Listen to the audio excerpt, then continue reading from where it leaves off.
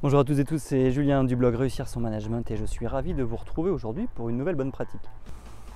Alors aujourd'hui je voulais vous parler du fait que le cerveau ne comprend pas la négation. Alors ça c'est quelque chose qui est extrêmement intéressant, surtout qu'à l'heure actuelle on parle toujours d'être positif, de toujours effectivement manager par le positivisme on va dire. C'est assez intéressant parce que finalement le cerveau ne comprend pas la négation. Qu'est-ce que ça veut dire? Ça veut dire que si on dit par exemple à notre enfant « ne traverse pas la route », qu'est-ce qu'il va faire? Il va imaginer traverser la route et se dire « faut pas que je le fasse ». Donc il va imaginer dans un premier temps le fait de traverser la route pour ensuite se dire « non, il ne faut pas que je le fasse ». Alors pour nos employés, ça va être pareil. Si on leur dit de ne pas faire quelque chose, ils vont d'abord imaginer faire la chose pour ensuite se dire « cette chose-là, je ne peux pas la faire ». C'est pour ça qu'on dit que le cerveau ne comprend pas la négation, c'est-à-dire qu'il s'imagine l'action et ensuite il se dit « il ne faut pas que je le fasse ».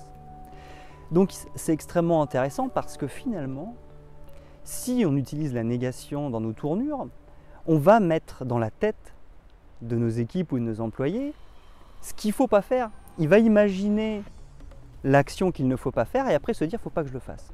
Sauf que on sait très bien, c'est plus on imagine une action, plus on va avoir tendance à la faire. Donc l'idée, c'est d'être plutôt positif. Je vais vous donner un exemple. Si par exemple, on dit à notre employé « tu ne dois pas me rendre ce dossier après 5 heures du soir », qu'est-ce qui va se passer? Il va imaginer 5 heures et il va imaginer après 5 heures du soir. Finalement, ça peut l'influencer puisqu'il a imaginé que c'était possible de rendre un dossier après 5 heures, mais qu'en fait non, il ne faut pas qu'il le fasse. Alors que si on lui avait dit « je souhaite que tu me rendes ce rapport avant 5 heures », il va imaginer la période avant 5 heures et pas la période après.